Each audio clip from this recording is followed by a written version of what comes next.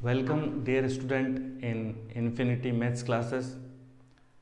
तो आज हम लोग मैथ्स का पार्ट 2 जो हमारा चैप्टर 5 था क्लास 10th का अरिथमेटिक प्रोग्रेशन, उसका पार्ट 2 आज हम लोग करने वाले हैं। तो इसमें हम एक्सरसाइज 5.1 के जो क्वेश्चन है वो देखने वाले हैं। तो पिछला पार्ट जिसमें हमने बेसिक समझा था वो आप लोगों ने देखा होगा, और अगर आप उसको नहीं देखा है तो आप उसको ज़रूर देखें, क्योंकि उसके बाद ही एक्सरसाइज 5.1 के क्वेश्चन आपको समझ में आएंगे और इजीली आप कर पाएंगे। ठीक है, तो शुरू करते हैं एक्सरसाइज 5.1 के कुछ क्वेश्चंस। तो पिछली क्लास में हम लोगों ने देखा था कि एक एपी क्या होती है। एपी हमने देखा था एक लिस्ट होती है नंबर्स की। जैसे हम लोगों ने एक एग्जाम्पल लिया था पिछली बार, 2 का टेबल लिया था या 3 का टेबल हम ले सकते हैं। कोई भी टेबल जो होता है वो एपी होता है। क्यों? क्योंकि अगर आप देखें 3, 6, 9, 10 इन सभी में एक ही नंबर है जिसका डिफरेंस है। अगर सभी में हम 3 3 ऐड करते जाएं तो हमें क्या होगा, 3, 6, 9 एंड 12, तो हमें क्या मिलता जाएगा, अगला नंबर मिलता जाएगा। इनका कॉमन डिफरेंस जो है वो हमेशा क्या होता है, सेम है। तो जब भी कोई नंबर की लिस्ट है जिसके कॉमन डिफरेंस सेम हो तो वो क्या हो जाता है, हमारा एपी। ठीक है, तो एक्सरसाइज 5.1 में कुछ क्वेश्चन इस तरीके के भी दिए हैं आपको कि नंबरों की लिस्ट दी है और आपको बताना है कि वो एपी है या नहीं। अच्छा, एक और बात, जो कॉमन डिफरेंस है डी, कॉमन डिफरेंस डी जो है वो हमेशा पॉजिटिव ही होगा। क्या ऐसा जरूरी है? नहीं। तो कॉमन डिफरेंस डी जो है वो पॉजिटिव भी हो सकता है, ठीक है, उसकी प्लस वैल्यू भी हो सकती है, वो ज़ीरो भी हो सकता है, या फिर उसकी वैल्यू नेगेटिव भी हो सकती है। देखिए, जैसे अगर लिखा हुआ है 3,3,3,3 इस तरीके से लिखा हुआ है, तो क्या ये एक एपी है? तो इसका आंसर है यस, इट इज़ एपी। क्यों? अगर इसमें फर्स्ट टर्म देखें तो फर्स्ट टर्म हमारे पास 3 है। अच्छा, सभी टर्म की एक खासियत देखिए, अगर मैं 3 में 0 ऐड कर दूं तो अगला 3 आ जाएगा। इस वाले 3 में अगर मैं 0 ऐड कर दूं तो भी 3 आ जाएगा, और इस वाले टर्म में अगर मैं 0 ऐड कर देता हूं तो भी 3 आ जाएगा। इसका मतलब ये हुआ कि ये भी क्या है, एक एपी है। तो पॉजिटिव वैल्यू जो हमने देखी ऊपर +3, 0 भी हो सकती है और नेगेटिव। इसी टेबल को अगर आप उल्टा कर देंगे, अगर आप इसको इस तरीके से लिखें 12, 9, 6 एंड 3, तो यहाँ देखिए 12 में से अगर मैं 3 माइनस करूँ, ठीक है, 12 में से 3 माइनस करने पे 9 आ जाएगा, 9 में से 3 माइनस करने पे क्या आ जाएगा, आपके पास 6 आ जाएगा, और 6 में से 3 माइनस करने पे क्या आ जाएगा, 3 आ जाएगा। तो आप अगला टर्म इसमें बता सकते हैं क्या आएगा इजीली। तो इसका मतलब ये भी एक एपी है। तो हमने क्या देखा कि जो कॉमन डिफरेंस डी है वो पॉजिटिव भी हो सकता है और नेगेटिव भी हो सकता है, और साथ ही वो 0 भी हो सकता है। तो काफ़ी इजी क्वेश्चंस एक्सरसाइज 5.1 के हैं, वो हम देखते हैं। देखिए, ये जो इन्फिनिटी मैथ्स क्लास है उसमें मेरा एम ये है कि जो मीडियम स्टूडेंट हैं और जो वीक स्टूडेंट हैं उनके लिए मैं थोड़ा स्लो पढ़ाता हूँ। ठीक है, तो अगर आप टॉपर हैं तो टॉपर को पढ़ाने वाले बहुत सारे लोग हैं। ठीक है, टॉपर्स बच्चों को पढ़ाने के लिए यूट्यूब पर कई क्लासेस हैं।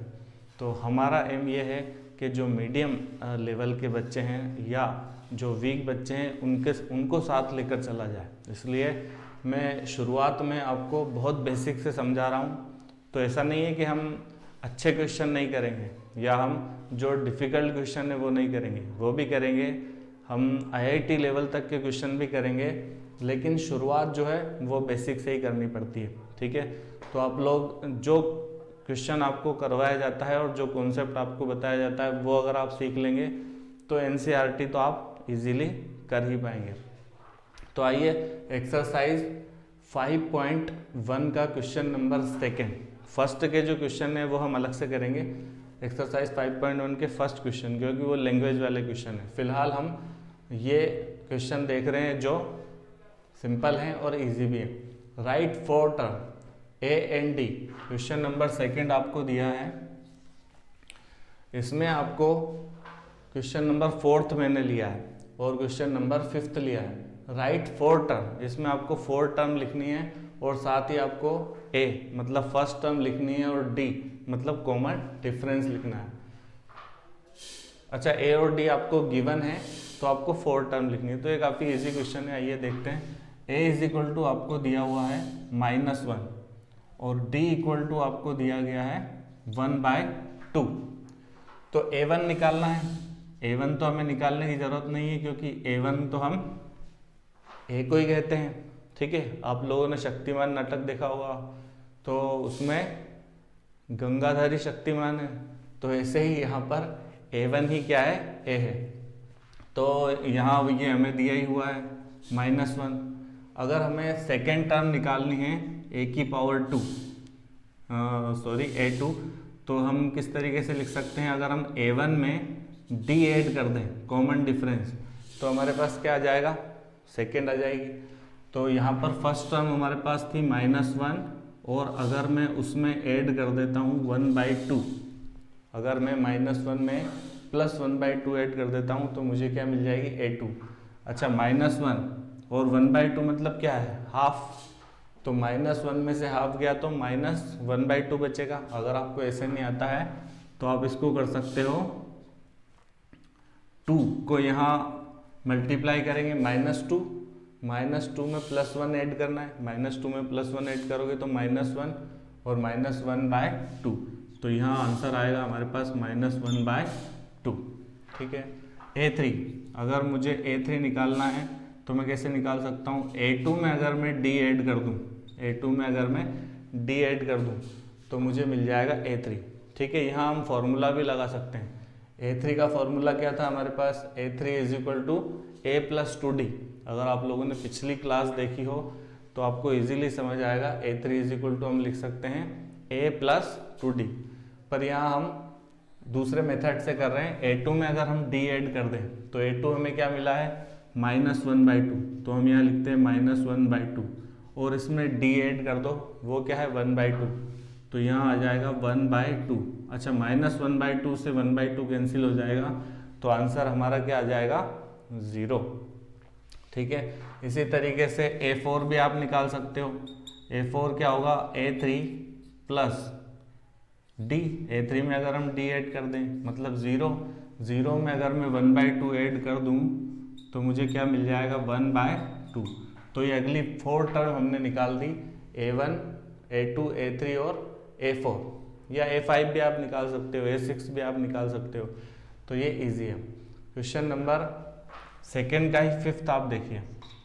इसमें कुछ क्वेश्चन मैंने आपके लिए छोड़ दिए हैं, तो 4th और 5th जो थोड़े बहुत डिफिकल्ट मुझे लगे आपके हिसाब से वो मैंने लिए हैं। तो A इज इक्वल टू यहाँ पे आपको दिया हुआ है -1.25 और D इज इक्वल टू हमें क्या दिया हुआ है, -0.25। तो इसको करते हैं।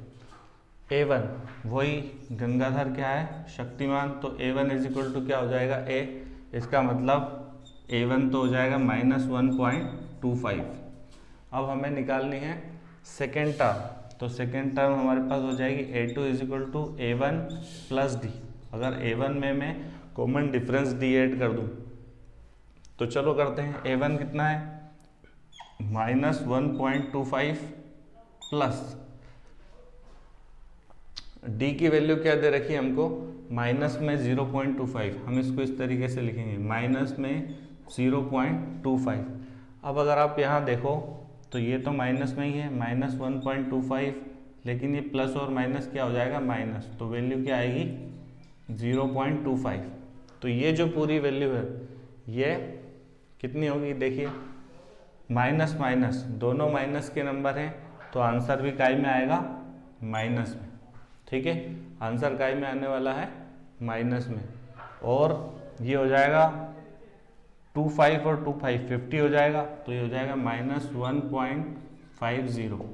तो हमारे पास A2 की वैल्यू कितनी आ गई, -1.50। ठीक है, A3 निकालना है। A3 निकालना है तो आप क्या करोगे, A2 में, इस बार A2 में हम D ऐड करेंगे, ठीक है। अगर हमें अगली टर्म चाहिए तो पिछली वाली जो टर्म थी उसमें हमें D ऐड कर देना है, बस इतना सिंपल है।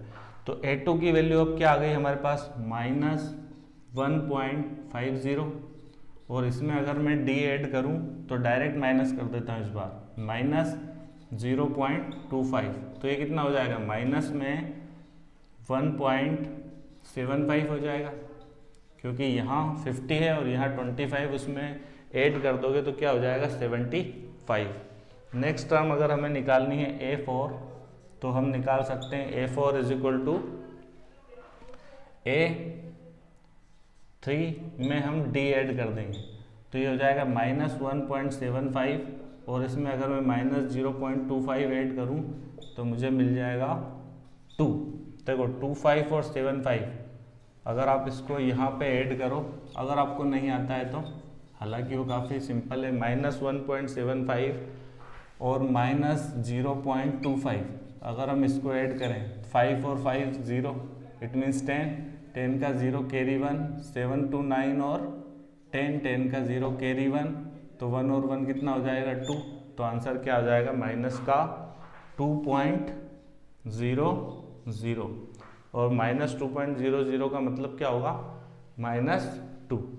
इजी है। तो ये थे क्वेश्चन नंबर 2 का 4th एंड 5th। अब हम करते हैं क्वेश्चन नंबर 3rd में क्या दिया हुआ है।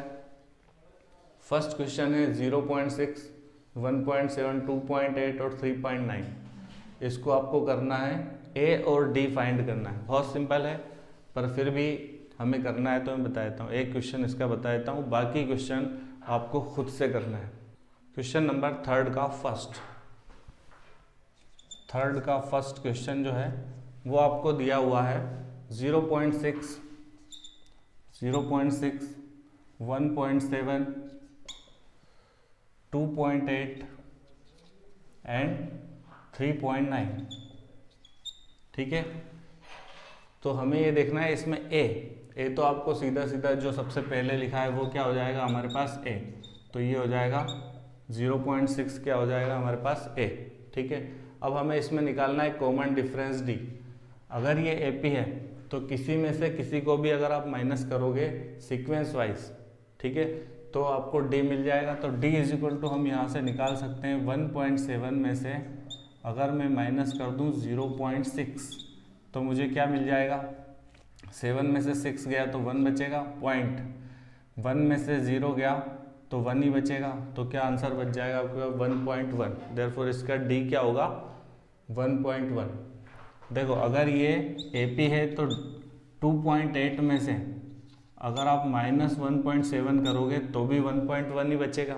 देखते हैं, 8 में से 7 गया 1 और 2 में से 1 गया 1, तो ये भी क्या बच रहा है 1.1। इसका मतलब ये AP है, और साथ में A की वैल्यू क्या हो जाएगी आपके पास 0.6 और D की वैल्यू आपके पास क्या हो जाएगी 1.1। तो काफ़ी सिंपल थे। तो 3rd के जितने भी क्वेश्चन आप बच रहे हैं वो आपको खुद ही सॉल्व करना है। अब हम आते हैं क्वेश्चन नंबर 4th पे। देखो इजी हैं, मैं जानता हूँ, तो जिन बच्चों के लिए काफ़ी इजी है वो थोड़ा सा इसको फास्ट फॉरवर्ड करके देख सकते हैं, पर कुछ ऐसे भी बच्चे हैं जो मीडियम हैं और जो वीक हैं, तो उनके साथ हमें चलना है, ठीक है। Question number 4th, which is AP। इनमें से आपको ये बताना है कि कौन सी AP है, ये बताना है, और आपको ये बताना है A और D। A और D आप बता ही सकते हो, अगर AP है तो आपको बताना है A और D क्या होंगे, और उसके बाद आपको अगली 3 टर्म निकालनी है। तो इनमें से चलो देखते हैं क्वेश्चन नंबर 2, 4th का क्वेश्चन नंबर 2 हम देखते हैं क्या दिया है हमें। 2, 5/2, 3, 7/2 एंड डैश डैश डैश। देखो अगर आप इसको नॉर्मली देखोगे तो एक बार देखने के पे आपको ऐसा लग सकता है कि ये AP नहीं है, लेकिन आपको क्या करना है, आपको डिफरेंस निकाल कर देखना है, तभी आपको समझ में आएगा कि ये AP है या नहीं। तो इसमें A की वैल्यू तो आपको सीधी सीधी दिखाई दे रही है, A की वैल्यू 2 है। D कॉमन डिफरेंस 5/2 में से मैं 2 को माइनस करता हूँ, 5/2 अगली वाली में से पिछली वाली को आपको माइनस करना है। तो 5/2 -2, इसको हल करेंगे, 2 को 2 से मल्टीप्लाई करना है, 5 तो ऐसा कैसे ही माइनस 2 2 जा 4 और अपॉन में क्या हो जाएगा 2। सो 5 - 4 अपॉन 2 क्या हो जाएगा 1/2, क्या आ जाएगा 1/2। कॉमन डिफरेंस आ रहा है 1/2, ये तो आ रहा है इन दोनों में। क्या इन दोनों में भी कॉमन डिफरेंस डी जो है वो 1/2 आ रहा है क्या, ये हमें देखना पड़ेगा। हो सकता है अगली टर्म में कॉमन डिफरेंस डी है या नहीं, ये भी हमें देखना पड़ेगा, है ना। तो चलो देखते हैं। डी इज इक्वल टू, यहाँ पर अगर मैं 3 में से 5/2 माइनस करूँ, 3 - 5/2 तो क्या होगा 3 2 जा 6, 3 को हम 2 से मल्टीप्लाई करें तो क्या हो जाएगा 6 - 5/2, 6 में से 5 गया तो क्या आ जाएगा 1/2, ठीक है। अच्छा आलस तो बहुत आ रहा है कि इसमें से इससे भी माइनस करें, लेकिन आपको करके देखना है, क्योंकि ऐसा भी हो सकता है कि जब हम इन दोनों को माइनस करें तो फिर 1/2 ना आए, और अगर फिर 1/2 नहीं आएगा तो फिर ये एपी नहीं होगी, ठीक है।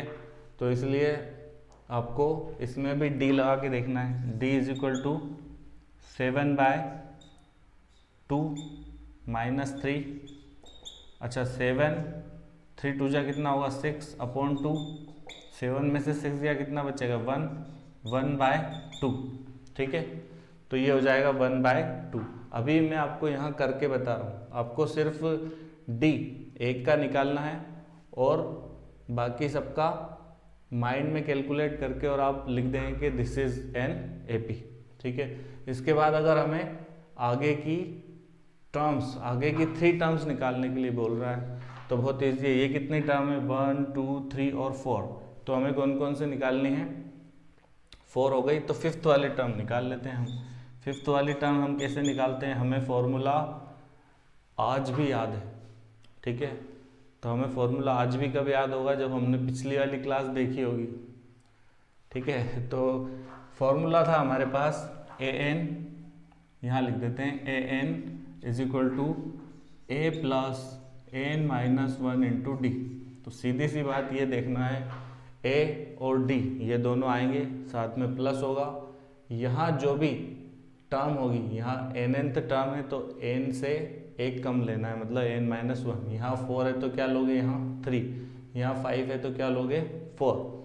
तो यहाँ अगर आपके पास 5 है तो a तो लेना ही है, a प्लस 5 का क्या हो जाएगा 4d, ठीक है।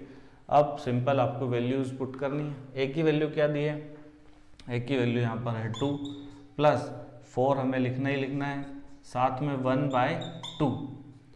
अच्छा इस 2 से इस 4 को कैंसिल कर देंगे तो 2 आ जाएगा, ये 2 + 2 कितना आ जाएगा आंसर 4, ठीक है। कई बच्चे ऐसे हैं जो इस 2 से इस 2 को भी काट देते हैं, ठीक है।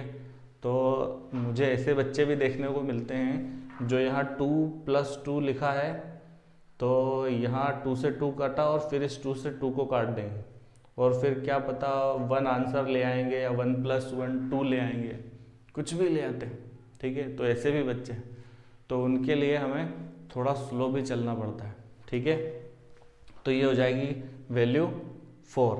एक और निकाल के बता देता हूँ मैं आपको, अगर a6 निकालना है तो आप क्या करोगे a + 5d, a की वैल्यू क्या हो जाएगी सेम 2, यहाँ 5 लिखा है 5 लिखा रहने देते हैं, d की वैल्यू सेम रहेगी। क्या करोगे इसमें आपको यहाँ पर 2 से अब ये कैंसिल नहीं होगा 5, तो क्या लिखना है 2 + 5/2 हो जाएगा ये, ठीक है। 2 से 2 को आप मल्टीप्लाई करेंगे 4 में 5 को ऐड करना 9/2, तो आंसर क्या आ जाएगा आपका 9/2। इसके आगे की जो वैल्यूज़ हैं a7 और a8 वो आप खुद निकालना, आपको इजीली आ जाएगी, ठीक है। तो ये क्वेश्चन आपको समझ में आया। अब हम देखते हैं क्वेश्चन नंबर 6। लिखा हुआ है 0.2 0.0 0.22 0.222 एंड 0.2 2 2 2 एंड 2। तो 1 time 2, 2 time, 3 time and 4 time. आपको पहले तो ये बताना है कि ये AP भी है कि नहीं। तो देखते हैं AP है या नहीं। यहाँ से आप A तो बता सकते हो, जो सबसे पहले वैल्यू लिखी रहे वो क्या होगी आपके पास A। चलो D निकालते हैं। D निकालना है 0.22 में से मुझे माइनस करना है माइनस का 0.2। अगर आपको ये सॉल्व करना आता है तो काफ़ी अच्छी बात है। क्या होगा, या नहीं आता है तो मैं थोड़ा सा यहाँ पे बता देता हूँ। कई बच्चे ऐसे हैं जो इतनी छोटी चीज़ बताने पे थोड़ा सा नाराज़ हो जाते हैं कि सर ये क्या बता रहे हो आप। लेकिन वो स्थिति जो मैंने आपको बताई, 2 प्लस जो 2 आ रहा था उसमें 2 से 2 को काटने वाले भी लोग होते हैं। तो इसको अगर आप माइनस करोगे तो कैसे होगा देख लो एक बार। यहाँ पे यही बता देता हूँ 0.22, यहाँ लिखेंगे हम 0.2। अच्छा यहाँ आगे कुछ नहीं है तो ये 0 आप मन से लगा सकते हो। देखो पॉइंट के बाद हम इसको ऐसा नहीं पढ़ते हैं 20, या पॉइंट के बाद हमने कभी ऐसा नहीं बोला 22। हमेशा क्या बोलते हैं पॉइंट के बाद 2 2। ठीक है, तो इसका अगला अगर कुछ नहीं है तो क्या है 0 है। ऐसे ही 0.2 दिया है, उसके बाद अगर कुछ नहीं है तो वो क्या है 0 है। ठीक है, इजी। चलो इसमें से 2 बचेगा क्योंकि 0 माइनस होगा। 2 में से 2 अगर गया तो क्या बच जाएगा 0। तो ये क्या बच जाएगा आपके पास 0.02। ठीक है, क्या बचेगा 0.02। अगर इसका अगला डिफरेंस D निकालूँ मैं, वो भी 0.02 आना चाहिए। अगर आता है तो ये AP है, अगर नहीं आता है तो फिर क्या हो जाएगा ये नॉट AP।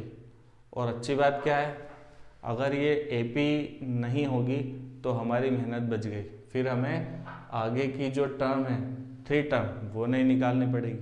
तो जब भी आप क्वेश्चन करो तो भगवान से प्रार्थना करो कि ये AP ना हो। ठीक है, क्योंकि अगर ये AP नहीं होगी तो हमारी काफ़ी मेहनत बच जाएगी। चलो देखते हैं 0.222 माइनस 0.22। ठीक है, तो आप यहाँ क्या कर लोगे, कुछ नहीं है मतलब 0 लगा सकते हैं। चलो इसमें से 2 में से 0 जाएगा तो 2 ही बचेगा।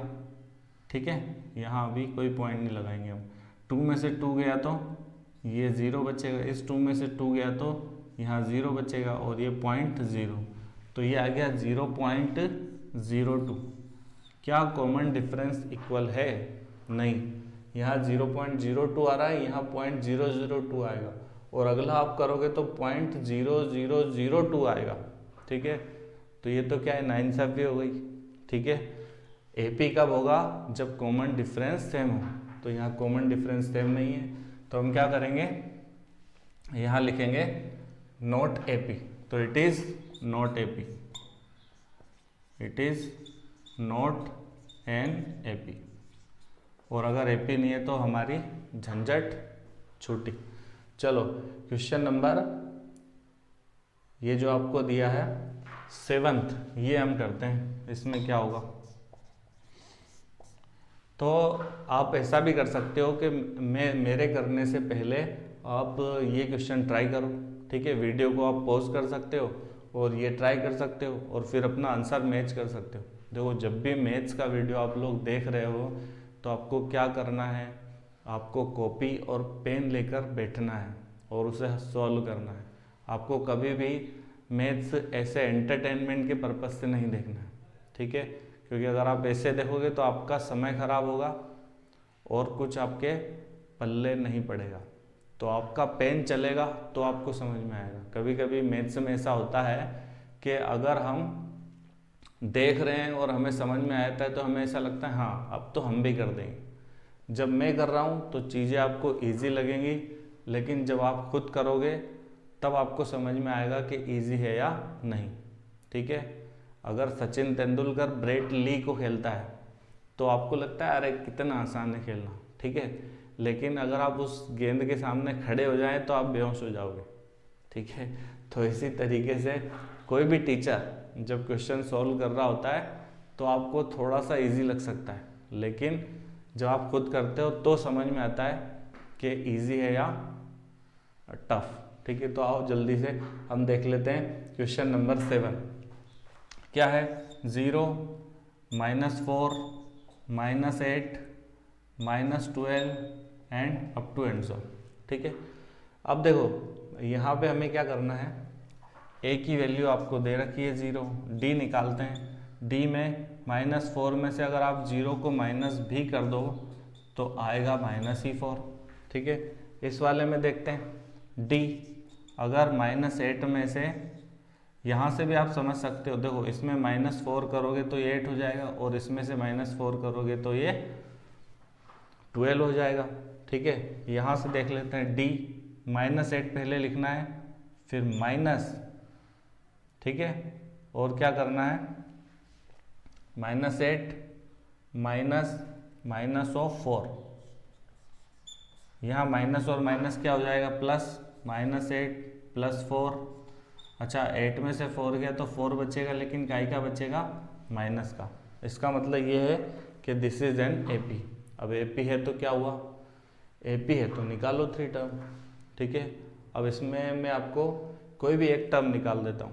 ठीक है, तो 4 तो उसने दे रखी है, 1 2 3 4, 5 आपको निकालनी है, 6 आपको निकालनी है और 7 आपको निकालनी है। मैं डायरेक्ट 7 निकाल रहा हूँ, बाकी 2 आप निकाल लेना। तो A7 सिंपल फॉर्मूला हमें याद है, ए लिखना ही लिखना है, यहाँ जो भी लिखा रहता है उससे एक कम करके लिख दो, 6 और डी लगाओ फॉर्मूला। ए की वैल्यू क्या दे रखी है, 0, 0 लिख देते हैं, +6 इंटू डी की वैल्यू आपको दे रखी है -4, हम लिख देते हैं -4। तो आंसर क्या आना चाहिए, 0 + 6 4 जा 24 माइनस का, तो आंसर क्या आएगा, -24। Therefore 7th term is equal to -24। A7 is equal to हमारे पास क्या आ रहा है, -24। ठीक है, तो ये क्वेश्चन अब इसमें 5 6 जो है वो आप निकालना, तो आपकी 3 टर्म्स निकल जाएंगी। अब हम क्वेश्चन नंबर देख रहे हैं 9 और 7 हो चुका है, तो ये क्वेश्चन नंबर है 12 और 15। ये हम देखते हैं कि ये किस तरीके से होंगे। चलो यहाँ देखते हैं क्वेश्चन नंबर 12। क्वेश्चन नंबर 12 में अंडर रूट दिया हुआ है, √2, √8, √18 एंड √32। ठीक है, और एंड सो ऑन। ठीक है, तो इसमें हम चेक करते हैं कि क्या ये एपी है। सबसे पहले हमें क्या देखना पड़ेगा, ये एपी है या नहीं। तो √2 तो √2 ही होगा। अच्छा 4 2 जा 8 होता है, 2 × 4 लिख सकते हैं हम चाहें तो 8 को। ठीक है, क्योंकि हम अंडर रूट से बाहर निकालेंगे कुछ नंबर्स को, तो 8 को हम ऐसे लिख सकते हैं 2 × 4, या आप चाहो तो इसको ऐसे भी लिख सकते हो 2 × 2 × 2, हम ऐसे लिख देते हैं 2 2 जा 4, 4 2 जा 8। ठीक है, इसके बाद 18 को हम ऐसे लिख सकते हैं, 18 को हम लिख सकते हैं 2 × 3 × 3, क्योंकि 2 3 जा 6, 6 3 जा 18। और 32 को हम लिख सकते हैं 5 × 2, 2 2 जा 5 × 2 लिख सकते हैं, 2 2 जा 4, 4 2 जा 8, 8 2 जा 16 एंड 16 2 जा 32। अब हमें पता है कि अंडर रूट में जो वैल्यू 2 टाइम होती है वो बाहर आ जाती है, तो इसको हम ऐसे लिख सकते हैं अंडर रूट, फिर ये हो जाएगी 2 √2, एक 2 अंदर बचेगा और एक 2 बाहर आ जाएगा। ठीक है, यहाँ पर 3 का पेयर बन रहा है तो 3 √2 हो जाएगा, और यहाँ पर 2 और 2, 2 बार 2 बाहर आएगा तो 2 2 जा कितना हो जाएगा 4 और √2, और आगे जो भी है वो आ जाएगा। अब हम देखते हैं ए की वैल्यू क्या है इसमें, तो ए तो जो आपको दिख रहा है वही ए है, √2। डी निकालना है, डी आप देख पा रहे हो यहाँ पे एक √2 है। ठीक है, उसमें अगर एक √2 और जोड़ दें तो 2 √2 आ जाएगा। अगर हम 2 √2 में एक √2 और जोड़ दें तो 3 √2 आ जाएगा, 4 √2 आ जाएगा। तो सभी में कॉमन डिफरेंस हमें दिखाई दे रहा है, कितना है, √2। तो हर बार जरूरी नहीं कि आप पूरी प्रोसेस लगाएं। अगर आपको समझ में आ गया, देखो फास्ट कब हो जाते हैं हम, फास्ट तब हो जाते हैं जब हमने कुछ क्वेश्चनों की प्रैक्टिस कर ली। अब हमने यहाँ डी डायरेक्ट लिख दिया √2, ठीक है। तो इस तरीके से फास्ट होने के लिए आपको क्या करना पड़ता है, थोड़ी सी प्रैक्टिस। तो d = क्या हो जाएगा, √2। अब निकाल दो इसके टर्म्स, ठीक है। ये 4 टर्म आपको दे रखी है, मैं निकाल देता हूँ इसमें 6 टर्म, बाकी आप लोग निकालना।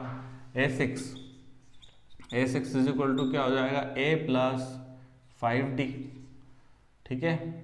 a, हाँ ये 5d सुनते ही आपको जो है 5G याद आ जाता है, मोबाइल याद आ जाता है, गेम्स याद आ जाते हैं।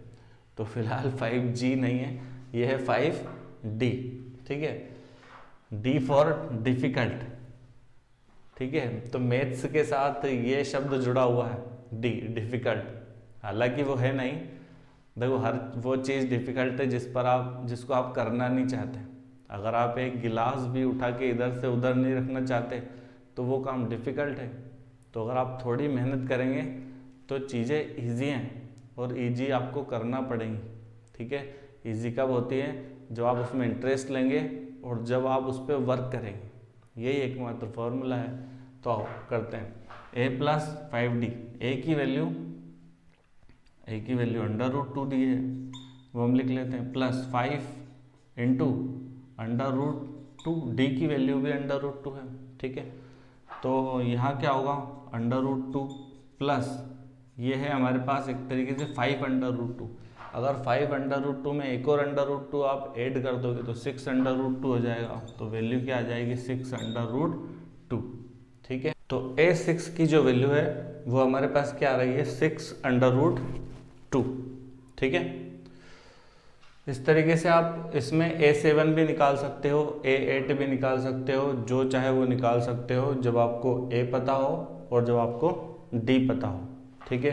तो अब हम देखते हैं लास्ट वाला क्वेश्चन नंबर 15 में आपको दिया हुआ है 1 का स्क्वायर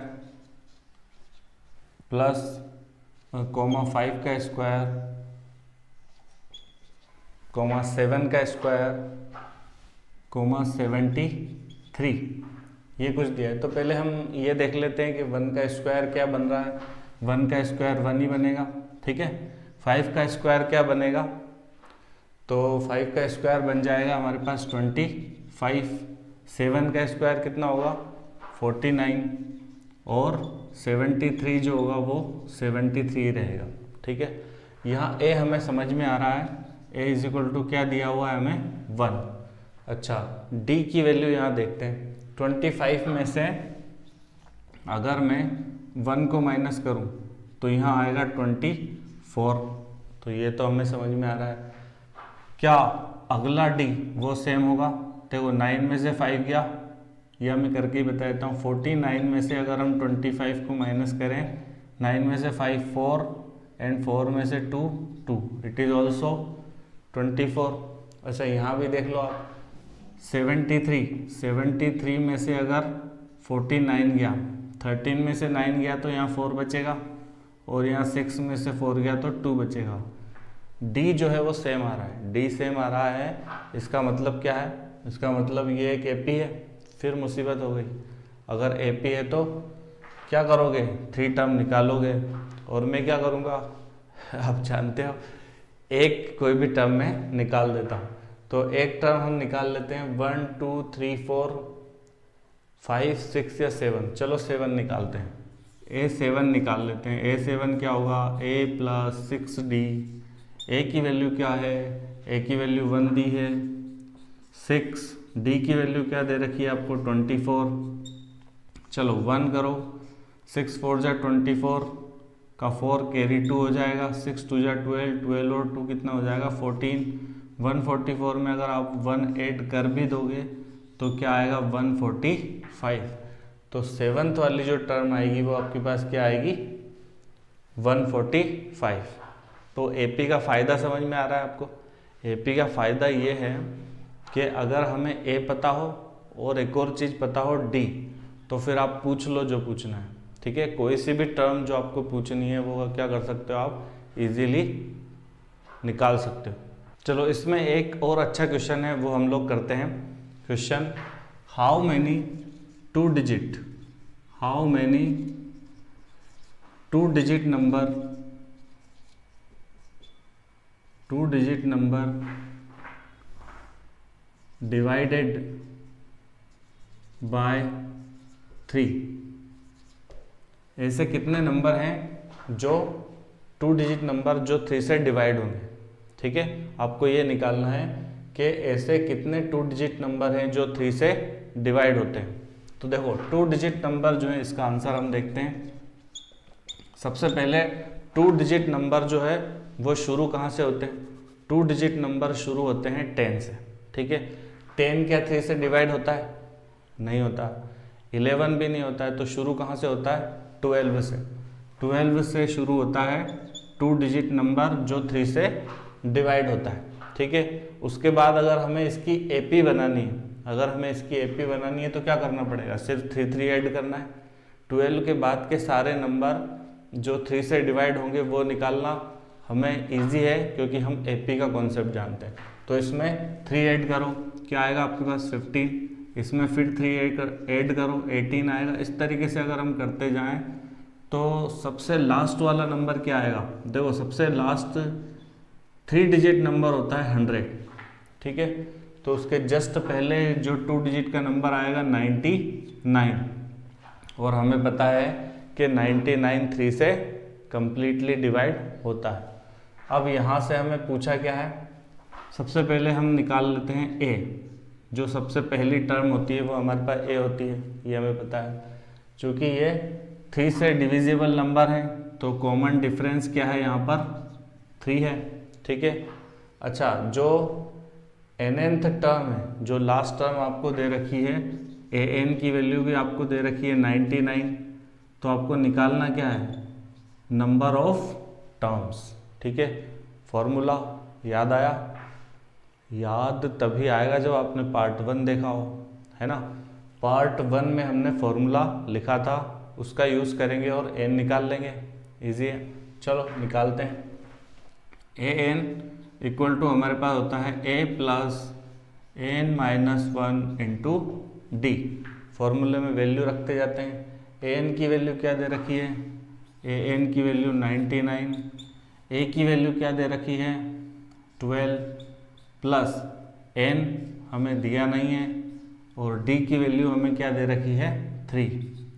ठीक है, अब क्या करना है? सिंपल कैलकुलेशन, इक्वेशंस के रूल लगाना है। 99 को यहीं रहने देते हैं, 12 को इधर भेजते हैं। ठीक है, तो 99 माइनस 12 कर दो। ठीक है, ये हो जाएगा n माइनस 1 3। यहाँ 9 में से 2 गया 7 बचेगा, यहाँ 9 में से 1 गया 8 बचेगा 87। ठीक है, यहाँ हमारे पास बच रहा है n माइनस 1 3। इक्वेशन में दोनों साइड या तो 3 से डिवाइड कर दो, या इस 3 को हम यहाँ भेज देते हैं। तो मैं थोड़ा सा शॉर्ट कर देता हूँ, इस 3 को मैं यहाँ भेज देता हूँ। ठीक है, तो 3 1 जा 3, 3 2 जा 6 हो जाएगा, यहाँ बचेगा 2 27, 3 9 जा 27। तो n माइनस 1 की वैल्यू हमारे पास क्या आ रही है? n माइनस 1 की वैल्यू हमारे पास आ रही है 29। तो n क्या होगा? 1 को उधर भेज देते हैं, 29 प्लस 1, देयरफॉर n की वैल्यू क्या आ रही है? 30। Therefore n is equal to 30। तो ऐसी कितनी टर्म्स होंगी जो 3 से डिविजिबल होंगी 2 डिजिट में? ऐसी 30 टर्म्स होंगी। ठीक है, अगर आप 12 से लेके काउंट करें 99 तक, तो 30 ऐसी टर्म आपको मिल जाएंगी जो क्या होंगी? 3 से डिविजिबल होंगी। तो इसी टाइप का कोई भी क्वेश्चन आपको दे दे कि how many 2 digit number divisible by 4, क्या आप कर सकते हैं? How many 2 digit number divisible by 5, क्या आप कर सकते हैं? तो इसको ट्राई कीजिएगा। एक होमवर्क मैं आपको दे रहा हूँ,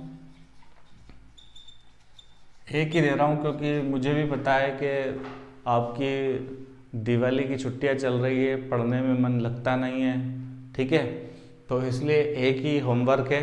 कमेंट बॉक्स में आप इसका आंसर ज़रूर लिखिएगा। क्वेश्चन नंबर 1 ही है। ठीक है, एक ही क्वेश्चन दे रहा हूँ, तो इसमें आपको क्या करना है? यहीं से क्वेश्चन आपको उतारना है। How many 2 digit number divided by 3 की जगह आप कर लेना 5। तो ये क्वेश्चन क्या है? आपका होमवर्क है। ठीक है, तो आप इसके पिछले वाला वीडियो और ये वाला वीडियो ध्यान से देखिए, तो आपकी बहुत सारी चीज़ें क्लियर हो जाएंगी। फिर इसके आगे हम एक्सरसाइज 5.2 के क्वेश्चन भी करेंगे और कुछ डिफ़िकल्ट क्वेश्चन भी करेंगे। तो अगर आपको ये कॉन्सेप्ट समझ में आ रहे हैं और आपको पढ़ने में यहाँ पे अच्छा लग रहा है तो चैनल को लाइक भी करना है और सब्सक्राइब भी करना है और अपने दोस्तों से भी करवाना है, ठीक है।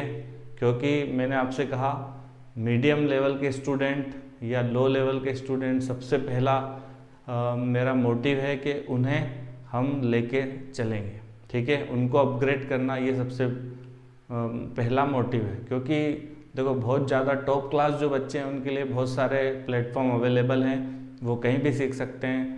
लेकिन मेरी कोशिश ये रहती है कि हम जो नॉर्मल या वीक बच्चा है उसके लिए छोटी से छोटी चीज़ बताएं, ठीक है। तो वही मैं यहाँ कोशिश करता हूँ और इसी कारण थोड़ी सी स्पीड स्लो भी रहती है ताकि वो ठीक से समझ सकें। Thank you for watching. मिलते हैं नेक्स्ट वीडियो में।